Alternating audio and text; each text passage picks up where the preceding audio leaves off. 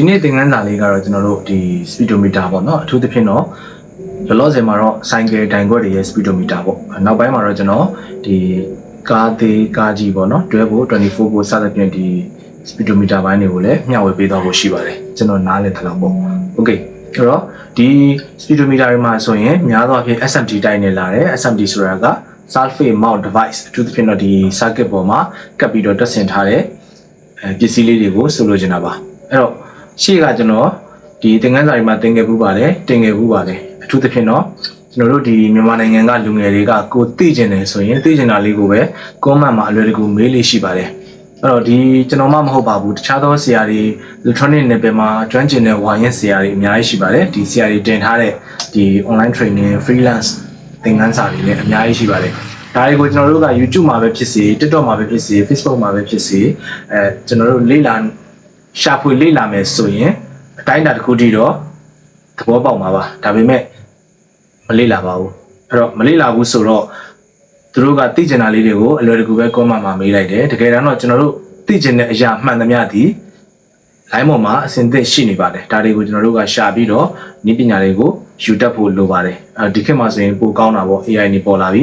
AI ကိုလည်းကျွန်တော်တို့မသိတာလေးတွေတွားပြီးတော့မေးလို့ရပါတယ်ထားပါတော့ okay ဒိုင်ခွက်အကြောင်းလေးပဲပြန်ဆက်အောင်အဲ့တော့ဒီမှာပါနေတဲ့ဒီ SMT type component တွေအားလုံးကိုကျွန်တော်တို့ဒီတစ်ခုချင်းစီအသေးစိတ်ကျွန်တော်ဒီ video file လေးမှာအကြမ်းပြင်းပေါ့နော်အကြမ်းပြင်းလေးရှင်းပြပေးသွားမယ်အဲ့တော့အသေးစိတ် detail ကတော့ electronic အခြေခံကိုပိုင်နိုင်တိမှသာပို့ပြီးတော့အဆင်ပြေမှာပါဒါပေမဲ့လည်းဒီ speedometer တွေမှာအများဆုံးပါတယ်အထူးသဖြင့်တော့ကျွန်တော်တို့သုံးဆွဲထားတဲ့ component တွေရဲ့အခေါ်အဝေါ်တွေပြီးတော့ဘယ်လိုသုံးဆွဲထားတယ်ဘယ်ဘိုင်းမှာသုံးဆွဲထားတယ်ဆိုတာလေးတွေကိုကျွန်တော်မျှဝေပေးသွားပါမယ်အဲ့တော့ဒီ video လေးပြီးသွားပြီဆိုရင်တော့ cycle တိုင်ခွက်တွေမှာအထူးသဖြင့်တော့ cycle တိုင်ခွက်တွေ ECN တွေမှာပါဝင်တဲ့ component တွေအကြောင်းကိုအကြမ်းမြင်လောက်တော့သိမယ်လို့ယူဆပါတယ် okay video လေးကိုဆက်ကြည့်လိုက်အောင် okay အဲ့ပုံလေးကတော့ကျွန်တော်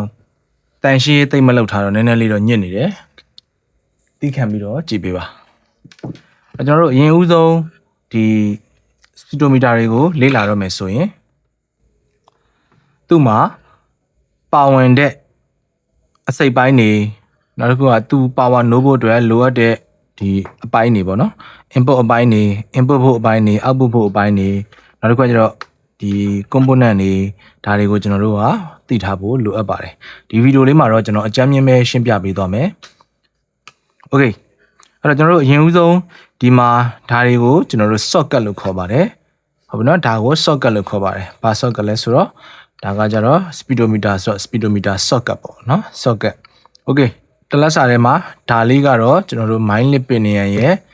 mindlit pinion အိမ်ပေါ့နော်ဒါ mindlit pinion အိမ်ပေါ့ဒီကောင်လေးကိုကျွန်တော်တို့ဖွင့်ပြီးတော့ mindlit pinion ဒီ pinion မကစားတာတွေပါတယ်ကိုကျွန်တော်တို့ပြုပြင်လို့ရပါတယ်ဒီထဲမှာ pinion 3လုံးရှိမယ် coin နဲ့အလုပ်လုပ်တာပေါ့နော်ဒါလေးကတော့နောက်ပိုင်းမှာအလင်းသိရင်ကျွန်တော်တင်ပေးသွားပါမယ် okay တစ်ချက်တည်းဒါလေးကတော့ဘာလေးလဲဆိုတော့ Varistor လို့ခေါ်ပါတယ်နော် Varistor သူ့ကို MOV မဲ့တဲ့ outside Varistor လို့လည်းခေါ်ပါသေးတယ်နော်သူ့ကို Varistor လို့ခေါ်တယ်အသေးစိတ်လှုပ်ဆောင်ချက်ကတော့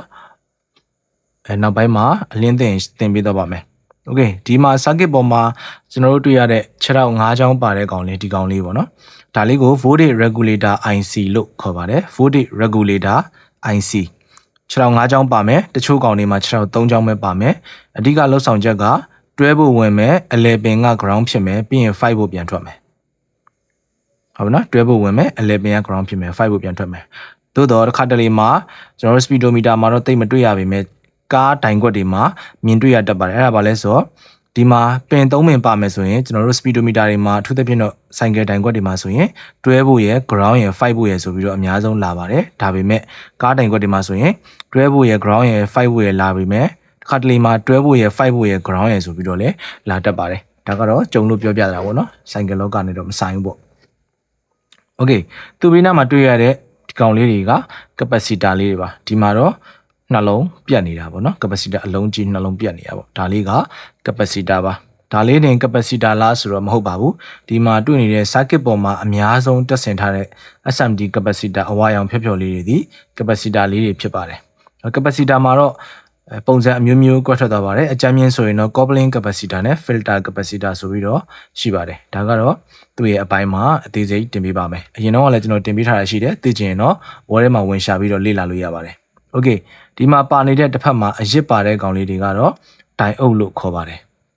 နော်တိုင်အုပ်အနှုတ်ရှိမယ်ကတ်တုပ်ရှိမယ်ဟုတ်ပြီနော်အရစ်ပါတဲ့ဘက်ကကတ်တုပ်အရစ်မပါတဲ့ဘက်ကအနှုတ်ဟုတ်ပြီနော်အဲ့တော့တိုင်အုပ်လေးတွေရှိမယ်ဒိုင်အုပ်ကတော့ဒီမှာတော့ဒါကတော့ SMD ဒိုင်အုပ်ပေါ့နော်ဒါကလည်း LED light emitting ဒိုင်အုပ်ပါပဲမီးလင်းအမျိုးအစားဒိုင်အုပ်တစ်မျိုးပေါ့နော်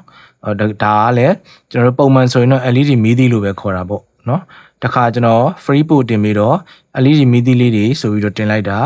တခါ blink ခံရပါသေးတယ်နော်အဲ့တော့တကယ်တမ်းဒီကောင်ကအတိအကျပြောမယ်ဆိုရင် light emitting ဒိုင်အုပ်မီးလင်းဒိုင်အုပ်လို့ခေါ်ပါတယ်ဒါပေမဲ့ဆိုင်ကယ်လောကမှာအထူးသဖြင့်တော့ပေါ့ပနဲ့အလွယ်တကူသိစေခြင်းတော့မီးသီးလို့ပဲခေါ်ပါတယ် okay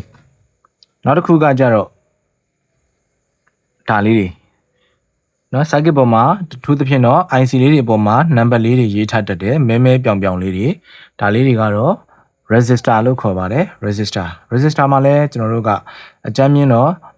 အုံးတန်မိုးရှိတဲ့ resistor နဲ့အုံးတန်မိုးမရှိတဲ့ resistor ဆိုပြီးတော့ရှိပါသေးတယ် resistor ကိုတက်ဆင်ထားတဲ့ပုံစံပေါ်မူတည်ပြီးတော့ပလန်ကြောင်းတစ်ခုပေါ်မှာတက်ဆင်ထားတဲ့ပုံစံပေါ်မူတည်ပြီးတော့အခေါ်အဝေါ်လေးတွေပြောင်းလဲပါသေးတယ်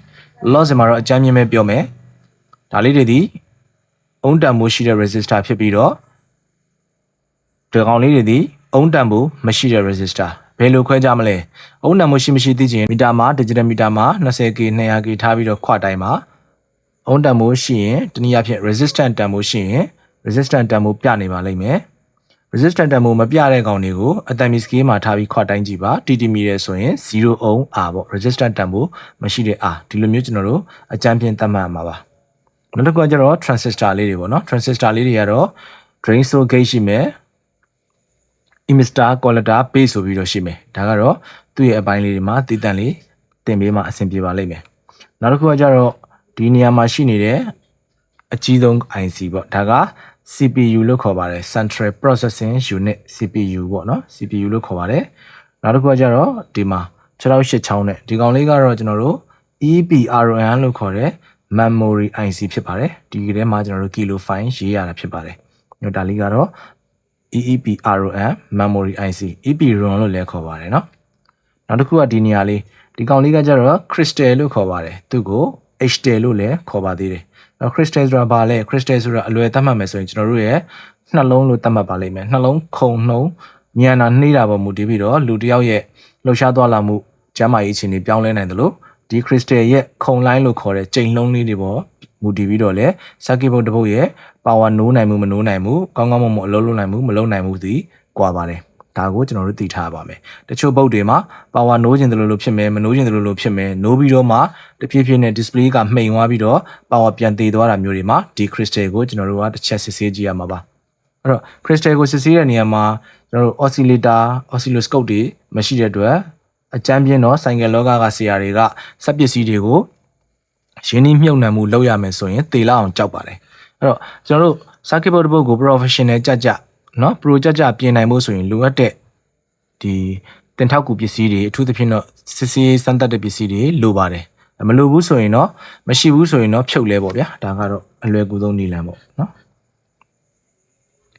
okay ဒါကတော့ဒီ circuit ပေါ်မှာရှိနေတဲ့ component အကြောင်းလေးတွေကိုအကြမ်းမြင်ရှင်းပြသွားတာလေးပါအော်တခြားသောပုတ်တွေမှာတော့ကျွန်တော်တို့ဒီ RN resistor တို့ဘာလို့ရှိသေးတာပေါ့နော် RN resistor ဆိုတာဒီ CPU နဲ့ဒီ display ကြားထဲမှာဒီနေရာလေးမှာပေါ့နော်ဒီမှာကတော့ touch point လေးတွေပဲရှိတယ်အဲ့တော့တခြားသောပုတ်တွေမှာဒီနေရာမှာ resistor လေးတွေ၄လုံးဆက်ထားပြီးတော့၄လုံးဆက်ထားတဲ့ပုံစံမျိုးလေးတွေနဲ့တွေ့ရမှာပါဒါလေးတွေကတော့ RN resistor လို့ခေါ်ပါတယ်ဒီပုတ်တွေမှာအထူးသဖြင့်တော့ဒါ clip 2015စက္ကွန် K60 ပုတ်တွေမှာ display ကလာခြင်းလို့မလာခြင်းလို့ဖြစ်နေရင်ဒီနေရာမှာ ခဲ point လေးတွေရှိပါတယ်အဲ့ခဲ point လေးတွေကိုဂျမ်မာကျိုးလေးတွေနဲ့အသေးစိတ်လေးတွေလိုက်ဆက်ပြီးတော့ကျွန်တော်တို့ပြုပြင်ကြည့်လို့ရပါတယ်ဒါကတော့ shortcut တစ်ခုအနေနဲ့လမ်းကြုံလို့ပြောပြတာပါ okay ဒါကတော့